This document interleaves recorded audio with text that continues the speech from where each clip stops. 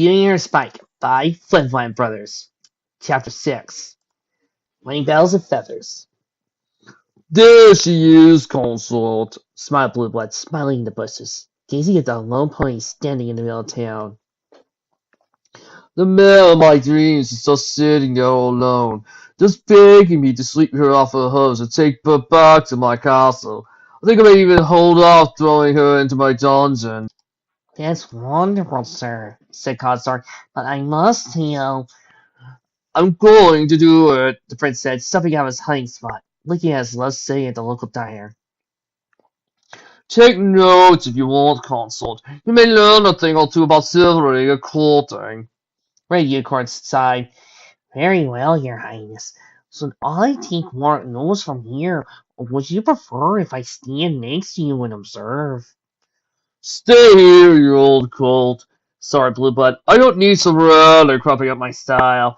As you wish, master. Good. Now observe, he says as he crossed the street, walked up to the cafe. Putting his eye on, looked down curiously. Scratching his eyes, the young prince took a seat at the table. Hello, said the pony. Hey there, good looking, said Blue Blood. There must be a lot of questions going through your head, so let me answer a few. No, you're not dreaming. This is all real, and I am Prince Blueblood.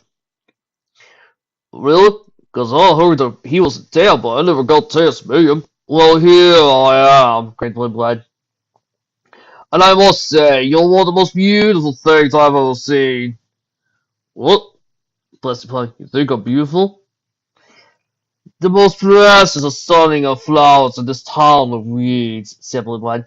From the moment I first laid my eyes on you, I knew you were the one. The one to break my cold and bitter heart.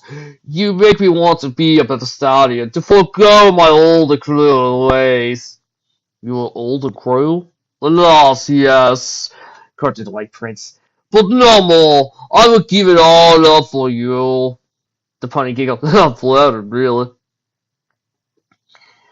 Oh, I would tear mountains apart and delay the very seas to see you smile. Smiled the prince. Tell me, what is your name? Thunderlane. The Pegasus Stallion smiled back. But you can call me whatever you want. I will call you my beloved, cooed Blueblood. Your beloved? Cried the Black Stallion. His heart racing faster and faster as he stared in the eyes of his prince. Celestia, this has all happened so fast. Do you believe in love at first sight? The prince asked. You people see where this is going. You know what's going to happen. So let's just get this over with as quickly as possible and rip this band-aid off. I do now, Thunderlane said. Taking a Blueblood's hoof. I never thought I would find a stallion in my life, and so handsome too. And I the same, agreed Blueblood. Who would have thought I found a man as perfect as you? You what? You, Miss Thunderlane, grinned Blueblood. Kissing the stallion's hoof. You are as beautiful as the light, as radiant as the day. I'm a guy. I'm a guy, repeated Thunderlane. Oh, you wit, laughed the prince, not realizing that Thunderlane was indeed a stallion. Pretty out for me. I like that. No, seriously, I'm a guy, said the Black Pegasus.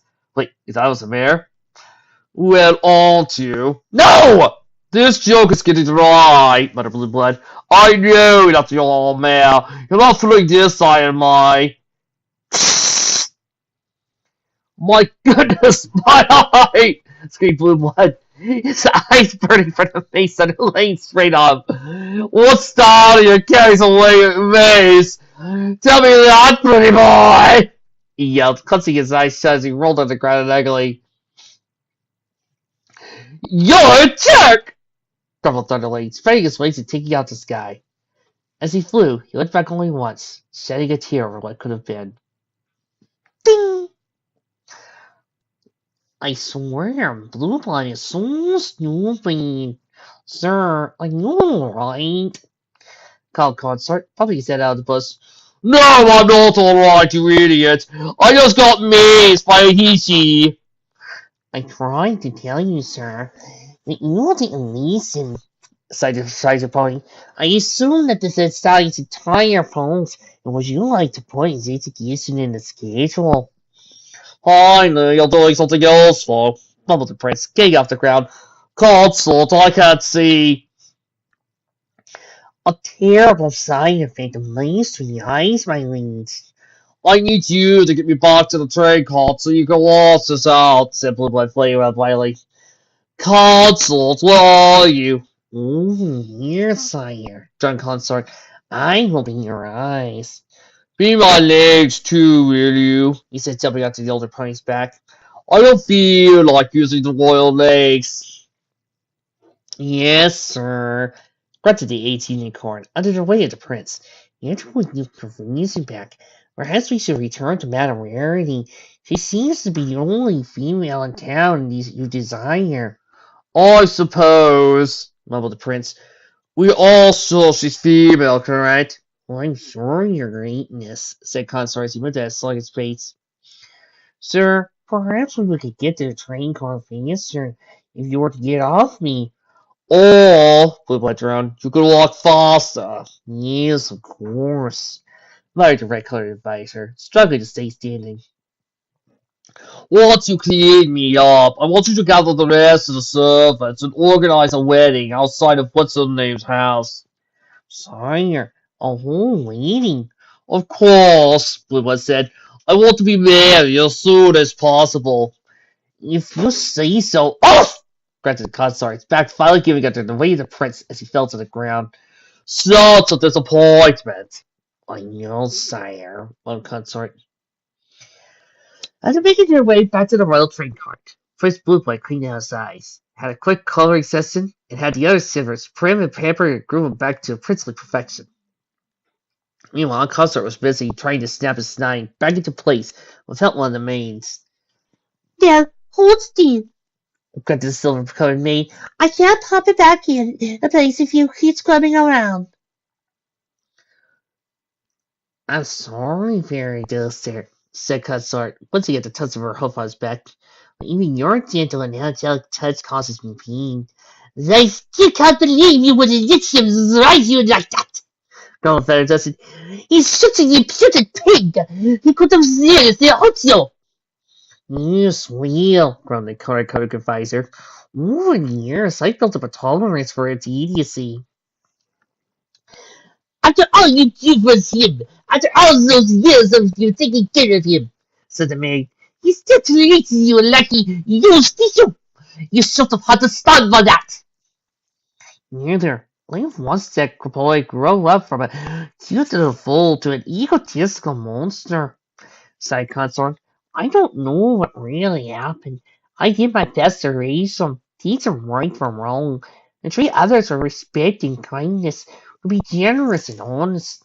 But somewhere along the road, he must have gotten lost. I suppose I failed him and feel I must stay with him and make sure his royal dumbness is kept in check. You didn't do anything wrong, said Father Dusser. You had loved that goat, and he treats you like horse shopping. Consort smiled. Perhaps, but I have my duty, as do you. Yes, if you just stop blabbing for the moment, I can do mine. The killer maid said, adjusting herself behind Consort and wrapping her arms around him. This may sting for a moment. Whenever you want. Fairy Dusser pressed down and squeezed down on Consort's stomach. Sheer force enough to drive his spinal cord back into place. The red unicorn cringed a little at first. Found himself at the relief of Fairy Dusser's magic. Oh, he sighed. All the muscles realized he was to make let go of him. Much better. Thank you, dear. Thank me if I'm not letting that dolt blue blood ride you anymore. You're over 40 years old. Thanks for reminding me, he laughed. Don't worry about me. I've been doing this for 25 years.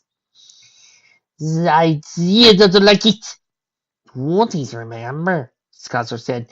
My duty now is to see if his royal pain is ready to get married. This has done it. Well, sort of. It's not his first choice, but it's the only choice that was female. There is the closet, huh? Asked Feather Duster. Immensely, said Consort. The day he emits as a cold color is the same day I turn into an alicorn. Senora, giggled the maid. Oh, Consort, get your lazy flag ready to go. I want to get this over with. he calls for me, sighed the advisor.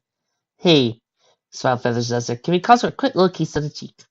Something to get to you. I'll keep that in mind, he said, walking out the room to meet Blueblood as they got prepared for his wedding. There it is. Grinned Blueblood, once again hiding the bushes as he stared at Carousel Boutique. The residence of his soon-to-be wife.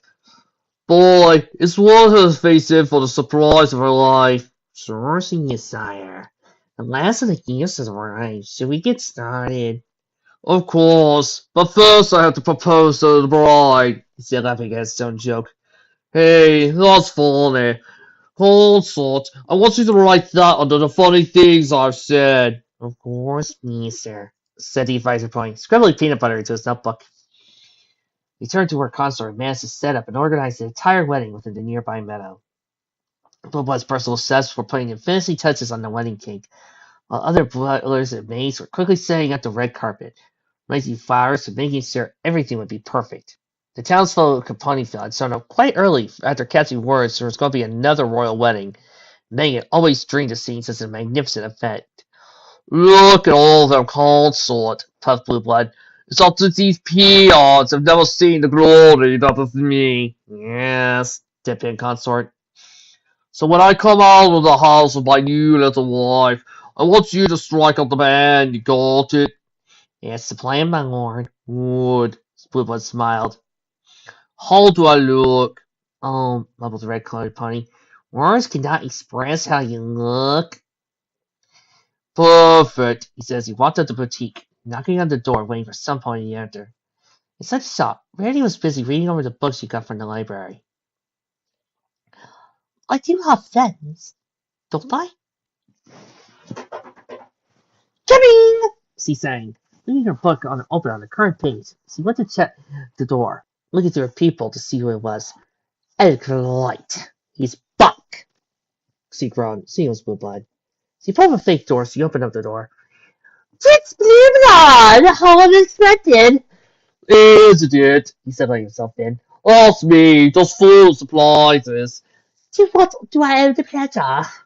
You know, girl, there's not a single man that would love to be your husband right now. Grinned Blueblood, slicking his mane back. Why is that? Today's the day your dreams come true.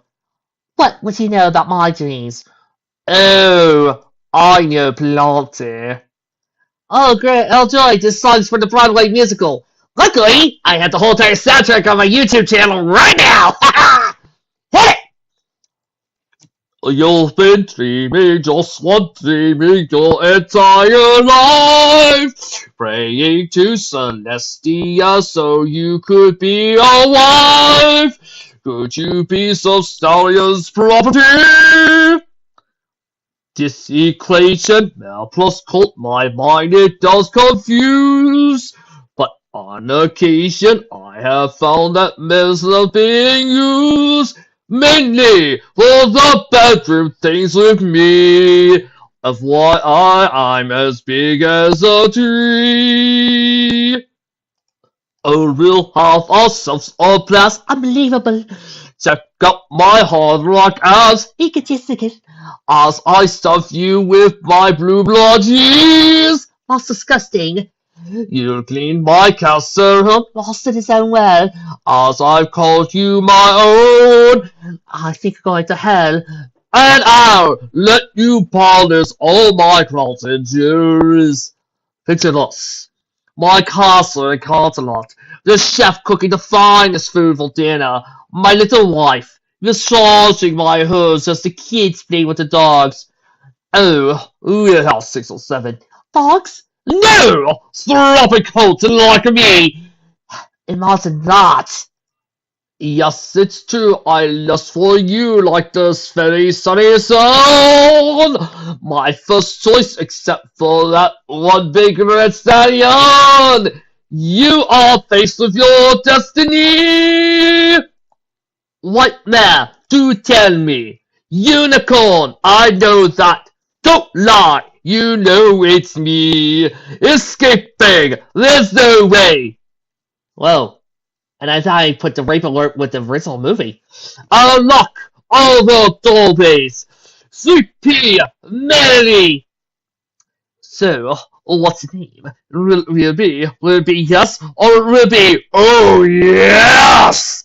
I just have to say, Rarity saw there was a Of course not! Me! oh my, gasped Rarity. this is happening so fast, but no.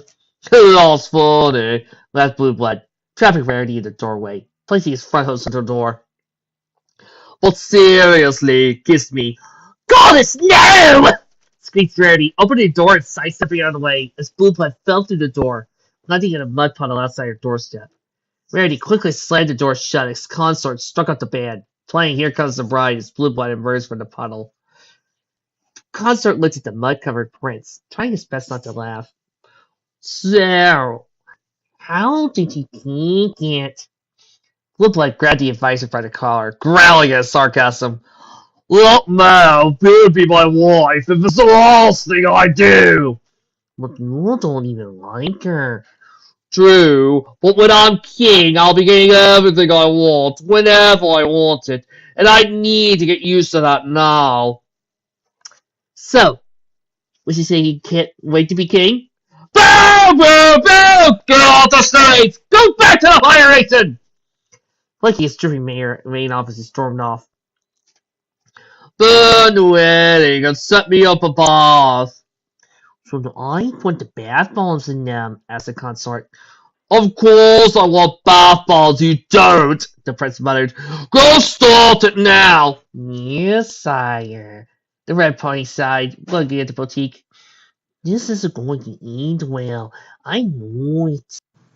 Is he gone? Rarity whispered to herself, peeking through the window. It's that ignorant, pig-headed imbecile gone. She scanned the area around her boutique. There seemed to be a wedding prepared right outside her doorstep, but it had been hastily torn apart and abandoned, leaving nothing but a few scattered flowers and unfinished wedding cake. You had the nerve to set up a wedding before I even accepted his proposal. What kind of self-indulgent pony would do something so... I just... She huffed. Huh! Imagine that. Me, the wife of that egotistical jerk! Princess Blue Blood, can you to see it? Princess Blue Blood is little mare. No way, not me. I won't believe it. There must be more than this provincial life. Rarity ran out of her house and into a nearby valley, looking to the horizon beyond the mountains. Equestria was so big, filled with wonders and adventures. Would she ever be able to have more than this life, or was she doomed to her routine? I want adventure in this great wide somewhere. I want it more than I can tell. And for once it might be grand to have a pony understand. I want so much more than they have planned. Nanny!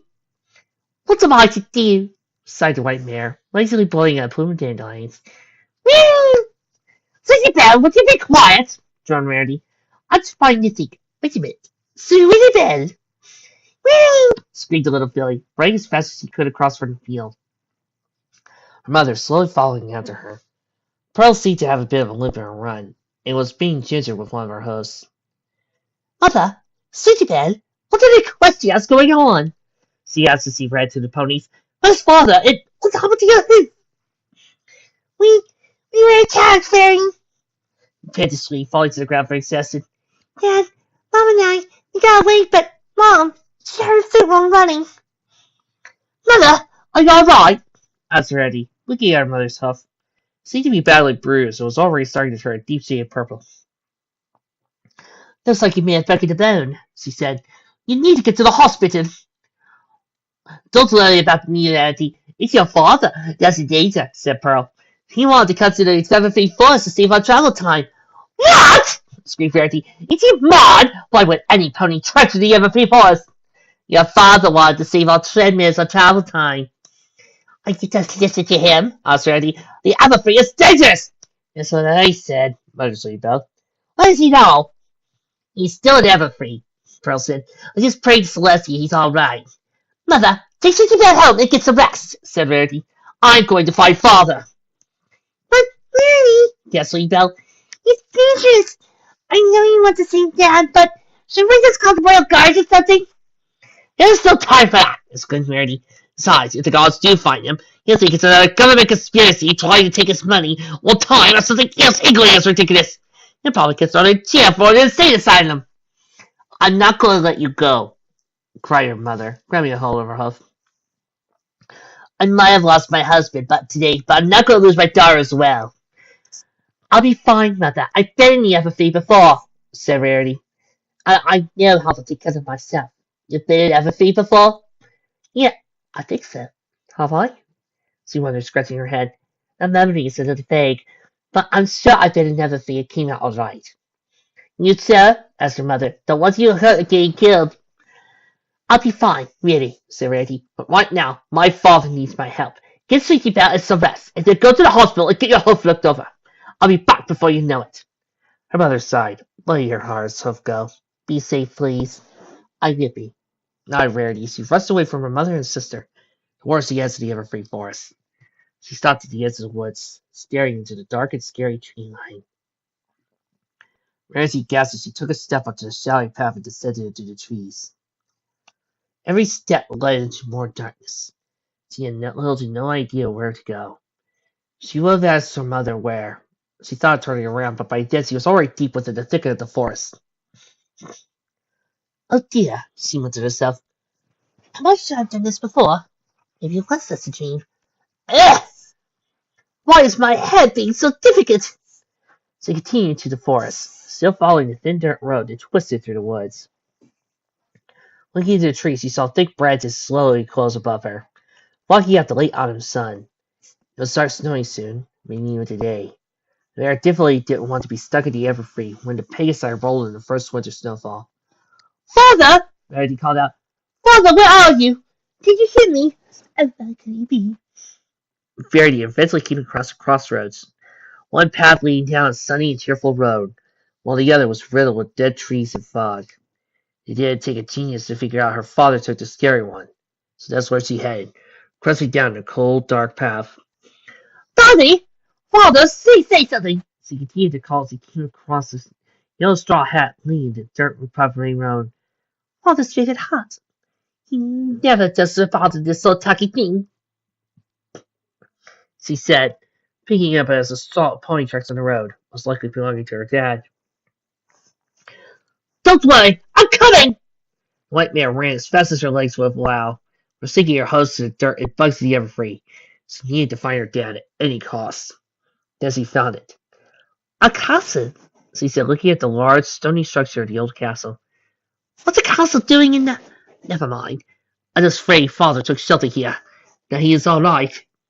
Rarity carefully pushed the creaky gates open, slipping past them and shutting the gate behind her. She walked through the overgrown thicket of the courtyard, being careful not to step into anything too squishy or gross. She walked through the overgrown thicket of the courtyard, being careful. As she reached the gates, Rarity used her magic to gently pull the doors open and quietly slip inside the dark palace. Hello? She called. Daddy, are you here? Her voice echoed through the empty halls, falling in deaf ears. But teacups don't have ears. Rainbow had been hopping along her way to the kitchen when she heard Rarity coming through the main entrance. Quickly hiding behind a wall, she spied on a white mare, but wasn't able to get a good look at her. Holy crap! I can't tell Applejack! She said, hopping as fast as she could to the kitchen where Jack was, pushing a soapy bucket of hot water across the floor. Applejack! Applejack! I saw a bear in the castle! Not now, Rainbow Cup, sighed Jack. Not y'all haven't making us this wild stories. I'm not making this up, the teacup yelled. I really did see a mare by the main entrance. Now no more, little lady. Now lay it to the tip. Little lady, asked Rainbow. Where am I? Your daughter now? Well, I'll feed you, clean you, put you to sleep every night. You're not my mother, Applejack, muttered Rainbow. No word, missy, Jack said, scooping a little cup and popping her in the bucket. Time for your bath. Oh, I don't want a bath, complained Rainbow. She floated in the soapy water. I hate baths! I don't hate it, Rainbow, said the Metal Tanker. Now hold still so I can get behind your handle. Up yours, grumbled the teacup. Hush you, said Tinker Jack. As you're clean, straight to bed. I hate that stupid cupboard. Oh, he too. A voice speaks from the kitchen door. Little Hoofrest walking in the kitchen. I'm not really interrupting anything, am I? You sure ain't, Flarebounce, said Tinker Jack. Also, getting Rainbow here ready for bed. I don't need help getting to bed. Hey, Hoofs, what's the owl up to? Asked the Beer Tinker. Oh, I saw him there in the castle, Flarebounce whispered. You also what now? Hey, I already told you all this. Not now, Rainbow Cat. Go to sleep, said Tinker Jack. Now, let's lay this to sleep or go. Oh, so you're saying towards the tower, the one where Spike is holding Rarity's father captive? Ow, horse apples, she grunted. Big guy finds out there's a mayor in the castle. Where's Planky at 12 o'clock? I think they're in the hallways next to the library. Well, hurry up, girl, said Tinker Jack, jumping onto the back of the stool. We gotta go tell this. Okay, said Flarebounce, taking out to the library. Let him stay the night, muttered Twycrock, said to Pinky Sticks. She stumbled across the table. Let's swarm him by the fire. Sit in Pike's stair. Serve him cider. I was just trying to be hospitable, striked Pinky. Had been a year ago, you would let me throw a pint. Yes, but now just try to keep us from getting killed, said Twycrock. What about the snow? Said Pinky Stick. You can keep kicking ponies out the water here. How are you ever going to be pony again? The Woodcock sighed. Pinky, something is going to happen. But why? He's made his decision, Pinky, said the enchanted clock. We tried everything to make him forget, but he's obsessed with her. He's convinced he'll never love another bear as much as Rarity. Is that such a bad thing? Asked Candlestick. You just need to get Rarity here and she'll break the spell. Pinky, we are in no condition to walk through the Everfree Forest, said the clock. We would probably get eaten by Timberwolves. Government Timberwolves? No! Twycrock barked. Timberwolves did not work for the government. Besides, even if we did get past the dangers to the forest, we still have no way to contact Rarity. She doesn't remember we exist. Yeah. You see, she said, we might as well get used to being knickknacks. Oh, mocked Pinky Stick. But I don't want to be a candlestick, she cried, wrapping her brass arms around the clock. I want to be a bunny again! Me too, Pinky, said Twycrock, covering the candlestick. Me too. Hello, Father? A strange familiar voice echoed through the halls. Where are you? What? Wondered Twycrock. Is that one of our friends? Yeah, smiled Pinky as he lifted her head off of Twycrock's shoulder. A very old friend? That was Rarity's voice! I highly doubt that. You, explained the candlestick. That's her voice. I remember her every voice of every friend I've ever met ever. That's Rarity. I just know it. That was Rarity. What would she be doing here? Looking for her father, silly. Laughed Pinky as he hopped on the table. Hi, Twycrock. We need to go say hi. What? Pinky! Yelled Twycrock, following the candlestick off and following her down the hall, hot on the trail of Rarity. Father, called Rarity as he run the halls. Where could he be? Wandering halls, the door slowly creaked open. She wondered how it had opened and decided to check it out. Slowly opening the creaky door, within the room was a small, spiraling staircase leading up the narrow tower. Hello! She called up again as she started her descent upward. The climb was tiring for the mare. The staircase seemingly going on forever. Eventually, though, it did end at the top of the tower. Several piles of hay were in several cages. Sitting in one of the cages was an older, mustached pony. Father! Rarity gasped, rushing to Ragnar's carousel. Oh, Father, what happened to you? Really? Is that really you? Her father crowed, coughing a bit as he spoke. What are you doing here?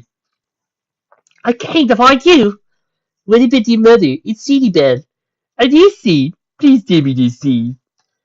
You're fine, Daddy, she said. Mother was injured, but it wasn't anything serious. Good, kid. She said, smiling weakly, coughing a little bit more. Father, you're sick, Rarity said. We need to get you out of here. No time for me, Rarity, Magnus said. The government's already got me. I've got to stop now. This castle's like some sort of prison set up by the government, the father said. The government and Timberwolves scare you deeper into the forest, and this is where you find the castle. That's where you get lured in by the servants and the magical talking fairy robots. But it's all part of the government plot to steal my 10 minutes! Oh my. Darling, I love you, but you're hard to stop with these conspiracies. Don't tone it down, you'll get thrown into the loony bin. That's not a whisper, whispered Magnum. You have a monster here as well. A monster? Here? Yes. Where is he? Right behind you. Her voice, Rose's rough voice sealed down her spine. She wanted to turn around, but couldn't. Her bones had frozen stiff, even solid as stone. Who's that? Turn around. What? I said, turn around! Mary cowered at the creature's bellow, but she slowly obeyed. With shaking legs and a quivering heart, she slowly turned around. Please, let my father go. She begged, looking at the shadows for her voice. She saw a strange silhouette in the shadows, constantly moving and scurrying in the dark, never letting her get a good look as the hulking figure examined her. It's you. Huh? Mandy wondered. Nothing. What are you doing here? I came to find my father, she said. The stallion is your father. Yes! He said he's sick. He needs to get to the hospital. Too bad, he yelled. He's still a trespass! She started to say, casting a sparkle of one of his eyes to see the green arrow go of it. Who are you? Me, the figure groaned. I'm a monster! Step into the light. The figure slowly stepped into the moonlight in the barred window. His large, scaly foot slid in the dirt, taking another step to reveal a leathery torso of purple muscles and scars, followed by a few soft flaps of his wings. Placed his claws, razor-like talons scratching his broad shoulders. Finally, he revealed his face. Long and cruel, overgrown teeth that were stained in yellow, forked like a tongue slitting between his lips and his eyes. The strangely mesmerizing green tint of his reptilian iris glimmering in the moonlight. A strange mix of hatred and sadness, as if his soul was tearing itself apart. You're A dragon! Why would you care? He growled. Please, just let my father go, Mr. Dragon, Verity pleaded. I just wanted to be safe. He can't leave. He's my prisoner. No, please. You have to let him. Then you should have come here! Please, I beg of you, I'll do anything, cried the mayor. There's nothing you can do. Verity said, taking a deep breath, as she wiped an oncoming tear away. Take me instead. You, growled Spike. You do that for him. Yes. She nodded, doing her best to fight off tears. That's very generous of you. He said, looking at the mayor. Even after all these years, she was still selfless, still caring for others, willing to give her very freedom away for her dad. It warmed his heart as much as it infuriated it. You wouldn't have to stay here forever. And my father, she asked, will you make it back home safe? Yes, nodded the dragon. We have a deal. Really, don't do this. The father begged. I'm old. I lived my life. I don't want you to see throwaways for an old stallion. Verity ignored the pleas of her father, stepping up to the opposing dragon, looking up into his feral jade eyes and muttered 4 life-sizing words. You have my word. John! Bellowed the dragon, walking past the now crying mare and opening her father's cage. Her mother scurried by the legs of the dragon, hugging his daughter. Verity, no! Wept her father. You don't have to do this. I'm not after my life. This is what the government wants you to do. Shut up! Roared the beast of a drake, grabbing his stallion by the neck and dragging him out of the tower. She's mayor decision. Father! Yelled the mayor, watching helplessly as her father was taken away by the purple dragon. Wait, I didn't get to say goodbye. On a side note, this is why I really do kind of prefer the Disney version over the classic. Woo! Yeah, because this is Belle's decision. This is what Belle wants. This is something that Belle decides to do. A lot of the other versions of the story I keep seeing is always the father has to agree and then points out, oh, by the way, I'm about to sacrifice my life. Then she pulls it off. It feels less like she's doing this and more like a, Dad, you messed up again. I gotta say, okay, I'm gonna save you and pull out the deal. You want to see if really how bad this gets? What's the Good Times version of it, where her dad's ready to sacrifice, and the only reason why he manages to get her into trouble and goes, "Oh, by the way, I'm about to die." But Spike couldn't hear her. He descended a tower, leaving the walls of his castle to the courtyard. The ground was beginning to be blanketed with the first few snowflakes of winter. So the dragon threw the pony in an old, decaying carriage. "Take it to Ponyville," muttered Spike, slapping the back of the carriage. "Please, no," begged Magnum. "Take me. Leave my daughter out of your governmental schemes." Your daughter is no longer my concern, growled Spike. I had my clock and she had this carriage. It'll take you to town and disappear. "It doesn't that the pony?" Yes. "I knew it!" sighed Magnum. "I knew the princesses were holding back on us! Think the money you could save on hay prices!" Shut it! mumbled the dragon. Now go. The carriage started to roll away, passing through the gates of the castle and disappearing into the everfree forest. All the while, Rarity watched from the terrace window, witnessing her father disappearing in the trees and bushes. She fell to the ground, a puddle of her own tears forming in the stony floor of the tower behind her. I didn't even get to say goodbye. Next up, Guess That Song! And we're all looking forward to me singing that one, my Blue One Boys, ain't ya?